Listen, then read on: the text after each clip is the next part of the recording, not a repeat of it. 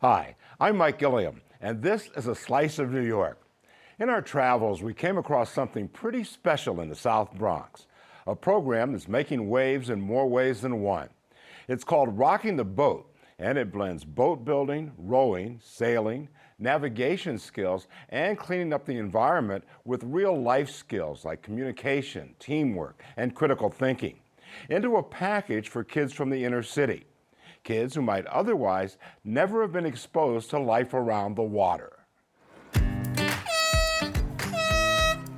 Kids growing up in the Bronx have always been able to see the Bronx River, but getting on a boat and spending time on the water was not a part of everyday life. That's all changing for a group of students who joined Rocking the Boat and are now able to touch and enjoy the water and nature. I've never been on water like this before and actually like row and like sail like that. It's just like, it's an experience like not a lot of people get. Like you look at the water, you're like, oh, like it's cute. You don't ever think about like being on it and like rowing a boat or sailing. Boat Captain Danny Cavalucci from City Island piloted his boat so we could get close enough to see the kids in action. Now, out here on the water, it's a picture of like calmness and serenity. But before any of this can happen, there's a lot of work that has to take place back in the Rocking the Boat shop on land. Rocking the Boat sits just steps from the shore of the Bronx River, surrounded by apartment and industrial buildings, and next door to a noisy recycling center. But the facility is impressive. At any time, students are working both inside and out, building and maintaining the boats in the Rocking the Boat fleet. Isabel Roldan Modesto is 16. She started at Rocking the Boat when she was just 13, and it served her well. Now she can proudly call herself a boat builder. My mother strongly encouraged me to come over here and try something new, because it's not every day where you see someone building a boat. Yeah. What did it feel like when you launched your first boat that you made? It was very cool. It was something that I wouldn't expect. Like a few years ago, I wouldn't expect myself to be launching a boat I made hands-on. It made me motivated in so many ways. Isabel says she loves the program and has even written essays about it and how she's learning skills that will help her as she pursues a career. I guess I always like to do hands-on stuff, especially since I build my own furniture. I just like being hands-on and knowing how to work all the tools. I want to be a carpenter, and I always had a desire to build a house from start. Quajir Nakan's friends call him Q for short. He says he's been in the program for 4 years, and the experience has been mind-boggling. Honestly, I love carpentry because of this place. It's really, and the skills it gives me, especially with handheld tools and then electrical work too, like electrical and the machines. Yeah, I like it. Like just about every student we talk to, Q likes to work with his hands. I love building. It's like a passion of mine almost. I love Legos and Minecraft and all these other neat things, and then the fact that I can shape it to my desire, it's incredible to me. And I feel like that differs from just sitting at a computer or playing a board game or lifting weights. What was it like the first time you got on a boat? Oh, I was scared. I'm not even gonna sugarcoat it. I was scared, especially when I had to row, because I could barely hold up one oar. But now I'm doing community rowing. It's just helped me know that I love working with my hands, and that's what helped me finalize what I want to do in the future. And it's not carpentry or boat building, but it is baking and cooking, and that also that almost comes in hand with carpentry and stuff. Now, Joselin is headed to culinary school upstate. I feel like I've been given an opportunity to be myself and also like learn things that I know, especially in the Bronx, it's hard for people to like know like their passions, and Rocking the Boat is one of those places where that could really help you like figure out what you want to do in the future. Rocking the Boat also has a model shipbuilding program where they build some of the sailboats you see in Central Park. The life-size wooden boats they build are award-winning. On the walls next to the many tools and machines, they proudly display a couple of first-place awards from the Wooden Boat Show in Mystic, Connecticut. The kids come from some of the rougher neighborhoods in the Bronx, where crime is prevalent.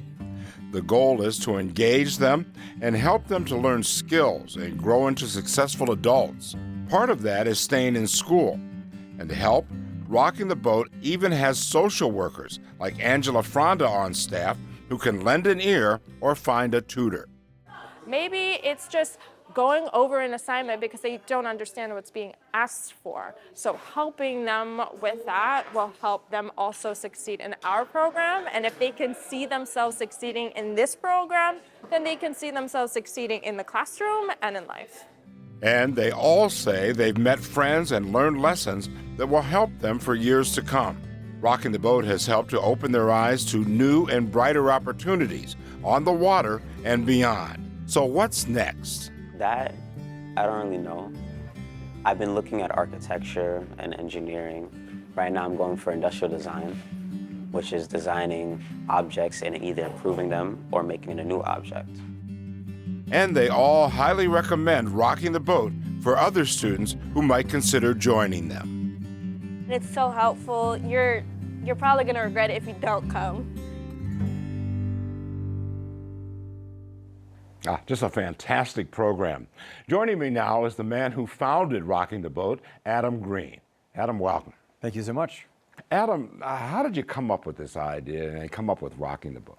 I really stumbled into it. I was taking a semester off from college and working on a sailboat that did environmental education programs, and a teacher brought his class on, and I ended up connecting with the teacher and volunteering in his classroom after my stint on the boat had ended, and he said he'd had a dream to build a boat and wondered if I wanted to take the project on. And he's a science teacher, and he said, I can't build a boat in my science class, but maybe you want to take a handful of kids and do it on your own. And he gave me a set of plans and some scrap wood he'd collected from a construction site near his house on Long Island, and we built a little 8-foot dinghy in the school over the course of the next 6 months, and floated it in the swimming pool in the basement of the school at the end of the year. Wow, and it floated. And it floated, and it was a pretty wild thing. You could see the light in everyone's eyes, but there was this big light in mine, and a feeling of, man, if we can row to the end of the pool, where else can we go? How many kids take part? As we speak, have about 100 kids participating in New York City, another 15 in San Francisco. We just opened up a remote location there. And then we run broader reaching public programs that serve another couple of thousand people a year. So we serve about 5,000 people across all of our programs, but there's a core of about 115 kids who are participants in our, what we call our long-term engagement youth development programming. Mm-hmm. Just a ballpark number, how many kids do you think have gone through your programs since the inception until now? Gosh, if I'm just counting those kids who have been involved in long-term engagement programming, I'd put it at probably about 1,000 or so. Wow. Yeah. Wow, fantastic. Yeah, because we're at this point we're graduating about 20 or so a year, and then that number grows and grows. So. Wow, that's great. Big numbers, too. We're going to take a short break. When we come back, we'll dig a little bit deeper into Rocking the Boat and the entire program. We'll hear from some of the young people who have been part of Rocking the Boat. This is a slice of New York.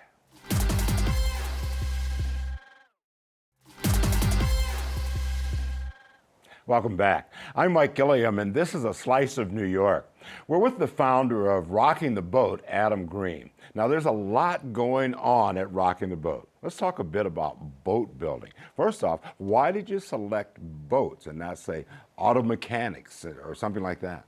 Sure. Well, I was working as a crew member on a sailboat called the Hudson River Sloop Clearwater that Pete Seeger founded in the 60s. Yeah. Uh-huh. And so I was already really excited about the idea of teaching through boats. And I think a big part of what it is boats have this amazing magical quality to take what would otherwise be a barrier, like you get to the end of the road or to the beach and there's the water and you're stuck, you can't go any farther. With a boat, you can go anywhere. And it's this thing that turns what would otherwise be the end of the road into a whole new road in itself. And using that, the construction, I mean, I could go on and on about like the only straight line in a boat is imaginary, and so there's so much creativity and kind of just understanding how things work in the world that you can learn through building a boat and then using boats. It really just captured my and so many other people's imaginations and has been a wonderful medium to use. Mm-hmm. What's it like bringing young people to the water in this way for the first time? I think for a young person who's never been on a boat, whether that's my own children when they were babies or a high schooler who's never been introduced to boating or the water, it's really uncomfortable. It's nerve-wracking. You're standing on what is literally an unstable platform. It's rocking, like you might have heard in our name, and to be in that unstable place kind of makes you pay attention to things that you might not otherwise, and take things or think about things that you might have otherwise taken for granted, like the relationships you have with the other people on that boat, and where you're putting your weight, and how you're being in that space, which is something we all need to learn in all elements of our lives, but it's just augmented and made so much more obvious when you're on a boat.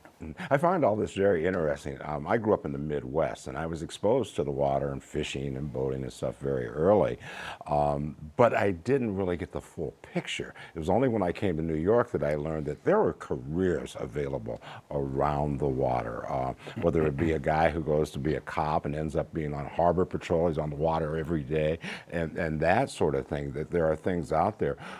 Is that part of what you're teaching so that people know that these things exist? So yes, and we are using the mediums of wooden boat building, environmental sciences, sailing really as tools to help young people go wherever they want to in life. Like you'll meet someone a little later who's going into being a vet tech, and that's just fantastic. And I couldn't be more proud of her for following her passion in working with animals.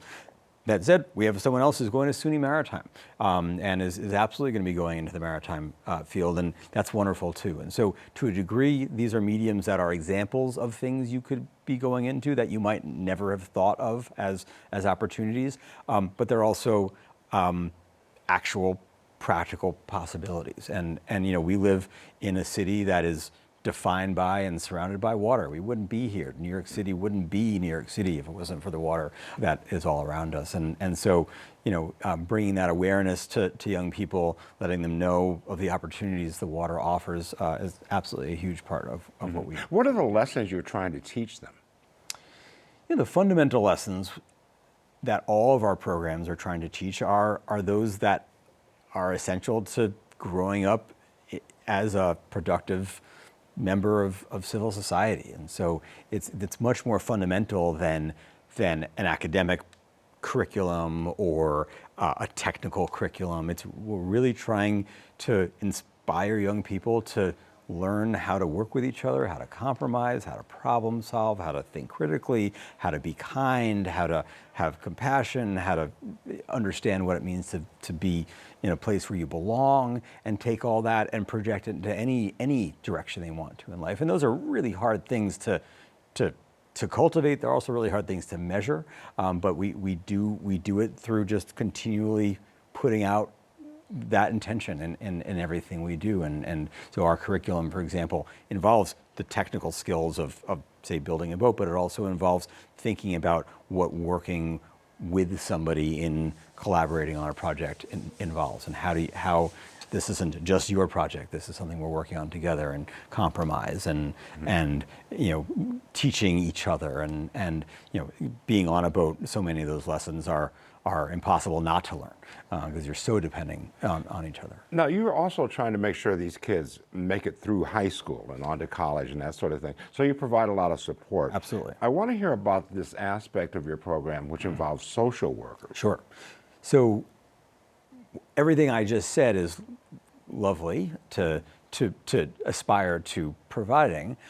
Early on in my experience leading the program, probably in 2003, I came pretty quickly to realize that if I want to actually achieve these very high ideals that we'd set, well, I need a lot more than just me, and I need a lot more training than I have, not just in skill development and relationship development, but in actually supporting young people to deal with all the challenges and all the barriers that they have in their lives, both internally and externally, within themselves, within their families, within the larger social and societal structures. And we brought on our first social worker to help young people. If you want to achieve this goal, well, what do we need to do in order to support you to get there? And sometimes that's just lots of support. Sometimes it's case management, and it's clearing the way and identifying what those barriers are and helping to navigate through them. And we added on college and career guidance as well. And so, because helping someone on a social and emotional level is great, but that's very different than filling out a FAFSA application or figuring out what school you want to go to or what direction you want to go in professionally. And so we have now a team of 3, 2 licensed social workers and a college and career advisor who work with all of our middle and high school participants, as well as our alumni once they've graduated. We have a very robust alumni support system, and we commit to supporting alumni actively 6 years past their graduation from high school and from Rocking the Boat's fundamental programs, core programs, and offering them every kind of support that we can, or referral into other longer-term support systems, and that's been a huge part of our success. I can't really imagine doing this work successfully without those supports, because my staff who are leading boat building and sailing environmental science, they're not trained to deal with the crisis that a kid might walk in with on a certain afternoon. And moreover, they've got another 10 kids to focus on. Right. And so having social work, and particularly social work support in this case, right there to be able to go, hey, Angela, could you come over and have a chat with this kid, on an immediate level, and then let's really figure out what's going on. Makes sense. We're going to take a short break. When we come back, we'll be joined by some former students who went through the Rocking the Boat program. This is a slice of New York.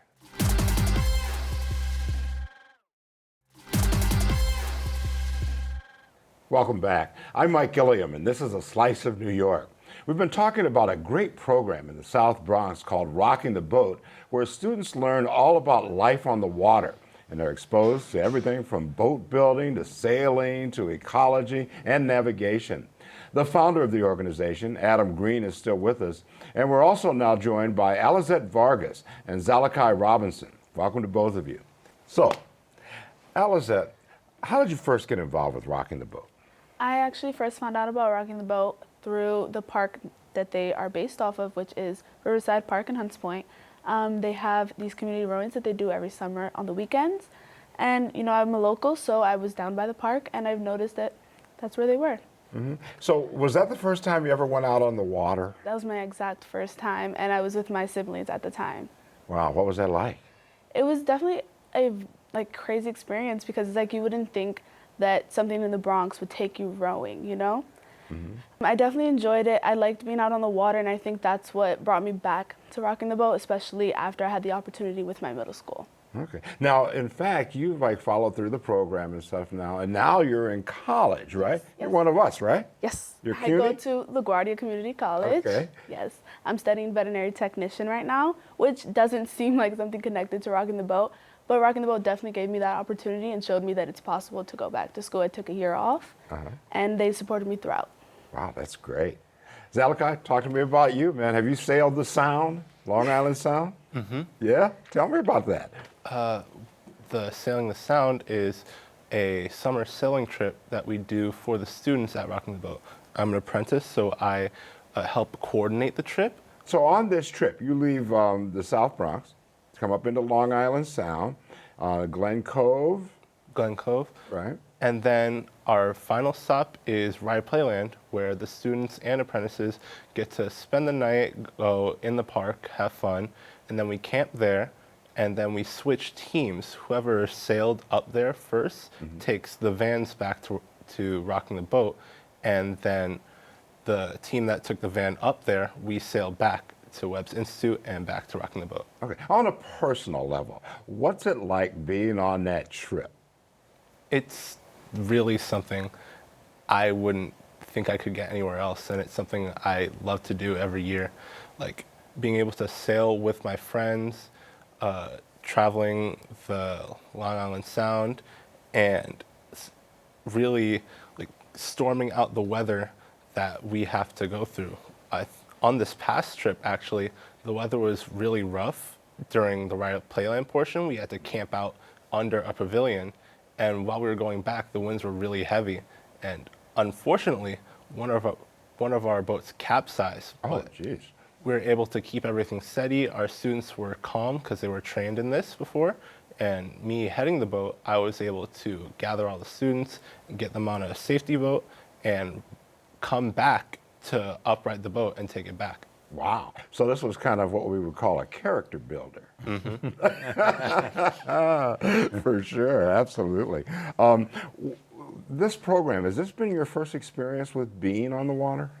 I would say it has. I've lived near the water for my whole life. I live near the GW, near the Hudson River, but I've never been able to get as close to it as I have with Rocking the Boat. Mr. Green founded this, right? Yes, What would you say to him about this program? I'd say thank you so much for being able to do all of this for us. You support us no matter what, and you brought something amazing to somewhere where you don't find things like this. How about you?